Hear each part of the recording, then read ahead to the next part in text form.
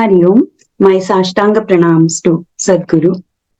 I would like to thank Prabhuji for giving this opportunity for me to learn Vedanta under AVSC program. And today I'm here to talk about Kena Upanishad. Like all other Upanishads, Kena Upanishad also talks about Brahman and brings one closer to Brahman. Upanishad talks what one is presently experiencing as a subjective experience, but just not able to recognize it. With the help of the knowledge gained by learning Upanishads, I can realize what is already present in me and that my nature is bliss. This Upanishad starts with a Shanti mantra, wherein I request my limbs, my speech, prana, eyes, and my all other senses to grow vigorously and to gain strength. And with the help of this, the knowledge can be instilled in me. Due to the grace, I am privileged to learn the Upanishad, and may I never deny Brahman, and may Brahman never deny me. May all the virtues recited by the Upanishads reflect in me. Today, I'm here to talk about the essence of the first chapter of Kena Upanishad. This is presented as a dialogue between a guru and a Shishya. It amazes us to see how the Shishya comes up with a very thought-provoking question to his guru. He says, impelled by what does my mind goes on to fall for objects? By whose presence does the life force, prana, function? What is the vital force due to which the speech occurs? Who is that luminous being by which my sense organs function? Over here, it can be observed how the seeker has interwoven 4 questions and put it in a sophisticated manner. This shows that the seeker is well aware of the fact that the body is not responsible for the actions and it is inert. And he is also sure that the mind is not, which is giving the first person experience, and that mind is also part of the matter. In simple terms, he is asking by what luminous entity the body and the mind can become aware. Guru understands that Shishya's mind is accustomed to objectification of words. So he doesn't give a direct answer to such an intelligent question. Instead, he mystically says, it is that which is the ear of the ear, mind of the mind, speech of the speech, life of the life force, eye of the eye, and one who knows this attains immortality. Such an answer can be well understood and passed on rightly only by a guru.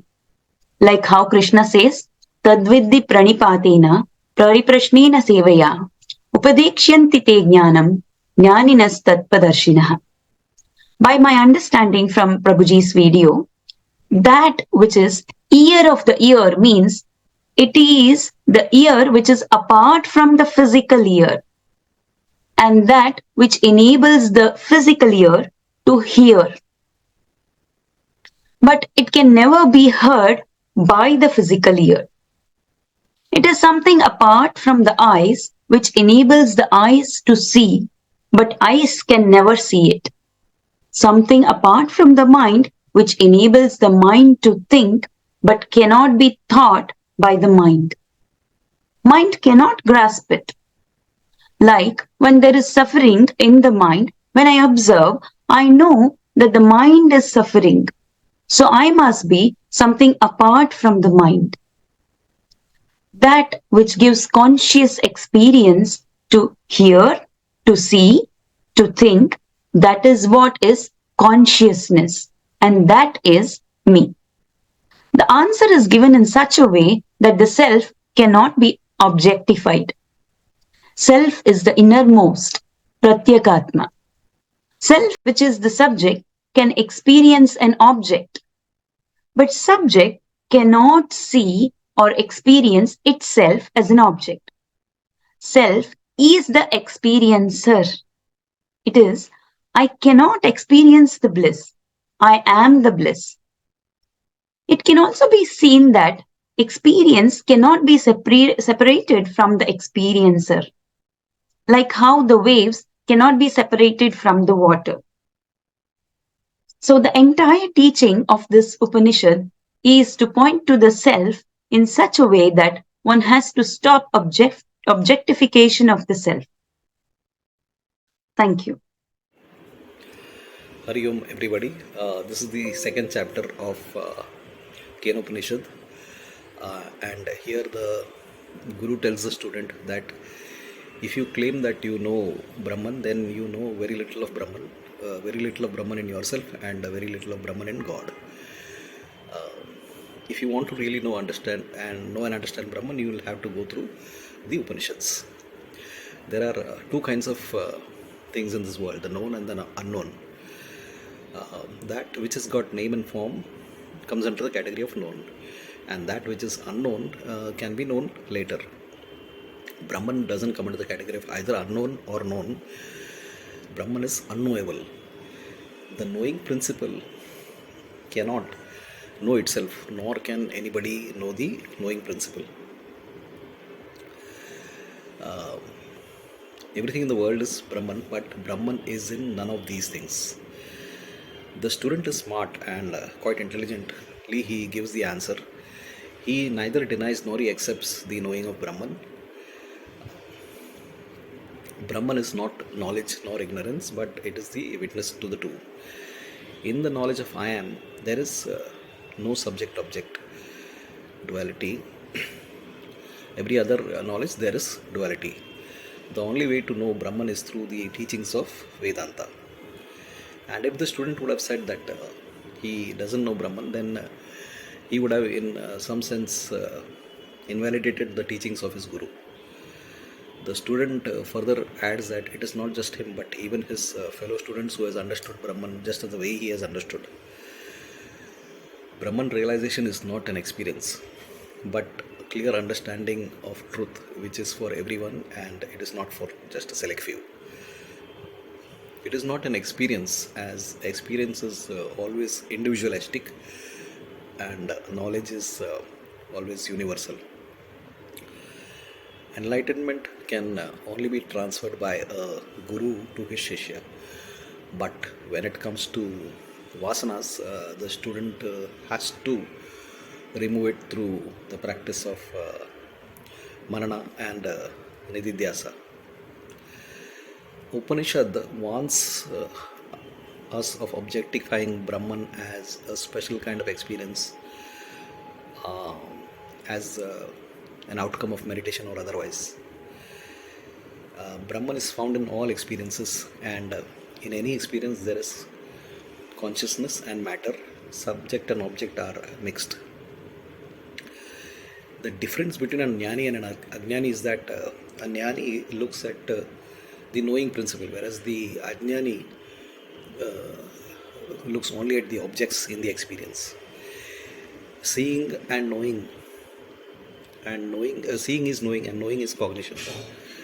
You can't separate the seeing from the knowing. Seeing, touching, feeling, smelling, tasting are various modes of perception. Perception keeps on changing, but knowing is always constant.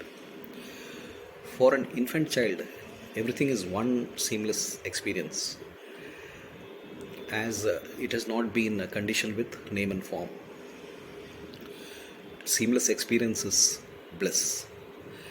Duality comes in with name and form. Otherwise, it is just one whole experience. The three aspects to every experience is the known, the knower, and the knowledge, or the seer, the seeing, and seen. All these three cannot be separated from the consciousness or the knowing principle. In all these three activities, seeing is the knowing and knowing is the being or I, the Atman. Therefore, I alone is present in all the objects, activities, and experiences. The example of a dream where I saw a mountain, a bird, a river, etc., is there as a result of one single consciousness, and the same thing is there in the waking state also. The waking state, it is not very different from the dream state. In the one consciousness itself, everything appears. Every experience is name and form plus consciousness. So, for example, if you remove the water from the wave, does the wave actually exist? Likewise, when you remove consciousness from any object, well, the object will not exist. So, there is nothing but consciousness. So, name and form does not exist other than me. I only exist. So, everything is mithya and I is only satya. I have to recognize myself as Sakshi. I sense has to shift the identity from other things to the self or Sakshi. This is called as Atma Jnana. Enlightenment is never in the future, it is always here and now. It is in your day to day ordinary experiences. If you get rid of vasanas in your while you are still alive, you will be called as the Jivan Mukta. And after death, the gross body goes to Virat, whereas the subtle body and the causal body goes to Hiranyagarbha and Antaryami respectively. All three together of this is called as the Ishvara. Karma Yoga, Bhakti Yoga and Upasana prepares and sharpens one's intellect for Atma Jnana, as only intellect, which is very subtle, can understand Brahman. Intellect is used for removing the name and form of the objects. Once removed, what remains is consciousness, and that is Atma Jnana. You cannot know Brahman, but you can recognize Brahman through intellect. But intellect is not Brahman. If one doesn't recognize this here and now, then it is a great loss to that person. By knowing this, you won't actually gain anything new, but you will gain yourself. That which is carried forward is only the loan of karma, papa and punya. The papa and punya keeps you in slavery and bondage for many lifetimes, and only Jnana can free you from this. And fortunate are those who has realized this true self, and for him there is no enemies, because he recognizes the oneness in everybody. That person doesn't hate anybody because he knows that it is a reflection of his own consciousness everywhere else.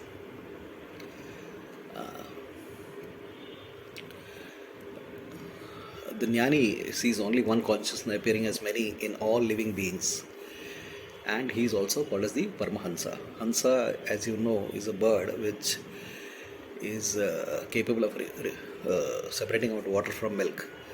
Likewise, Paramahansa is able to separate out Atma from Anatma, Nitya from Anitya, from every experience.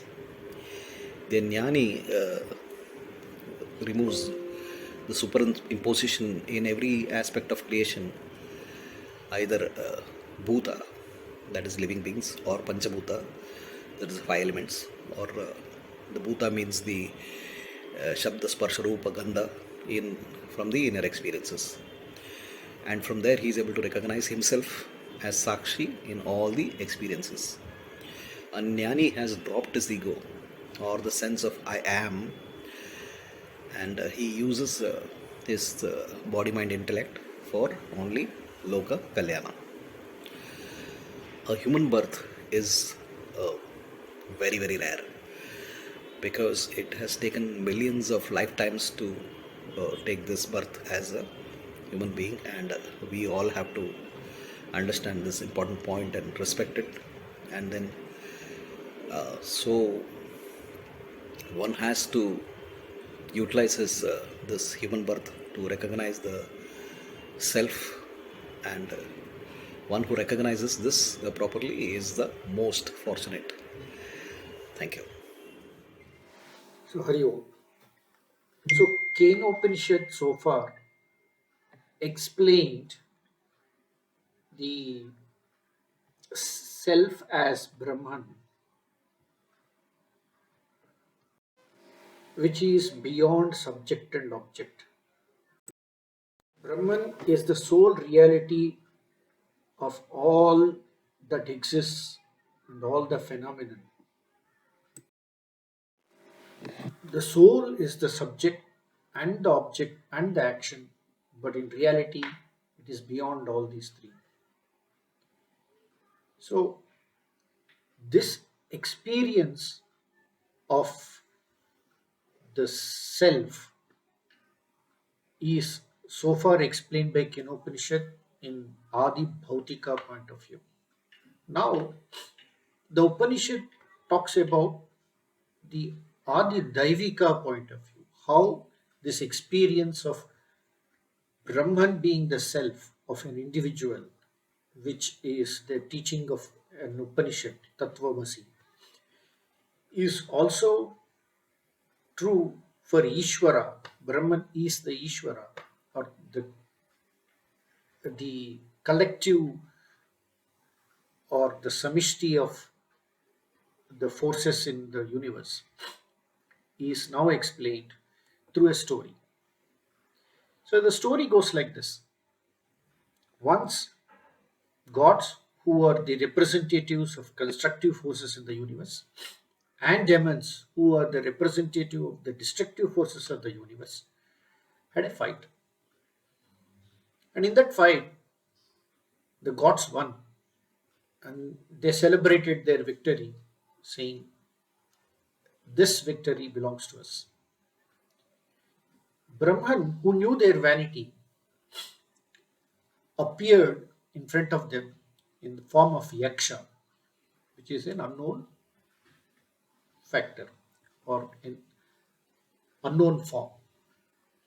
Now, when Yaksha appeared, the gods were puzzled, and they have asked Agni, the knower, or the person who can perceive things, to approach Yaksha and find out who he is. Now, Agni here is also the god of speech. So, through speech, can the Brahman be known? So, when Agni approached, Yaksha asked, "Who are you?" Agni was taken aback and he said, "I am Agni. I can burn everything in the world." Yaksha said, "Okay, can you burn this blade of grass?" Agni couldn't. So he went back saying, "I don't know who this Yaksha is." Then God sent Vayu, the mover of all. Now, through the pranayama, everything in us, or through the breath, life force, everything in us is moving. We get the apparent movement of consciousness because the prana is there. Can this know who the self is, Brahman is? When Vayu approached, Yaksha asked, "Who are you?" And Vayu said, "I am Vayu. I can move everything." Yaksha said, "Move this blade of grass." He couldn't. So he also went back. And finally, God sent the king of gods, Indra, representing mind with the ego, to search for the inner self, the Brahman. And when Indra went, he couldn't find Yaksha. He just disappeared. Now he was aghast. It's like shutting the door on your face. But in that place, he found the goddess Uma and asked her who the Yaksha is. And she replied, "He is Brahman, because of whom you won this war." So, what is the significance of this story? The significance of the story is what we will hear next. Hari Om everybody. Today the topic being the story format in the Keno Upanishad reveals even the lesser gods like Indra, Vayu and Agni are egoistic. But Yaksha, the appearance of Brahman, tries to melt their egos. But even if the blade of grass is not burnt or blown, the ego of the Agni Vayu is identified more and more. But at a certain point, the Indra surrenders his ego, and there appears our Uma Devi, the divine mother, the Shakti, who imparts the Brahmagnana to Indra. At this juncture, these stories tell us that if we are able to direct that Shakti, that Brahmagnana properly, we will be into full awareness. The more you are able to get this knowledge, the more purer, divine, powerful, and you will become like Indra after surrendering the ego. The Brahma Gnana is the supreme, the subtle, and ever present, and you will have this as the background in all your activities of life. Here, the Devatas exil the other gods, especially Indra, who becomes very dear and nearer to the Brahman. And hence, the more we are able to get this knowledge, the more purer, the more divine, and the more transformation inside within us takes place. These stories in Kena Upanishad show us the Vedanta's fundamental ideas about the human being is more consciousness apart from assumption. Hence, on this happy occasion, I take this opportunity to offer my gratitude to Prabhuji who has given this wonderful platform, and I take this as a bonus to enhance my spiritual journey. And I also thank our Shravanji who coordinates with all the Atma Jyotis in our Kapila group and with all his patience and understanding. I thank and I am very grateful to all the Atma Jyotis. Hari Om. Thank you. Hello, Hari Om. Continuing Kenopanishad, chapter 14. When Indra goes to meet Yaksha, Yaksha closes the door. Indra gets wondered who the Yaksha is and why he has closed the door. He did not return back like Agni and Vayu did.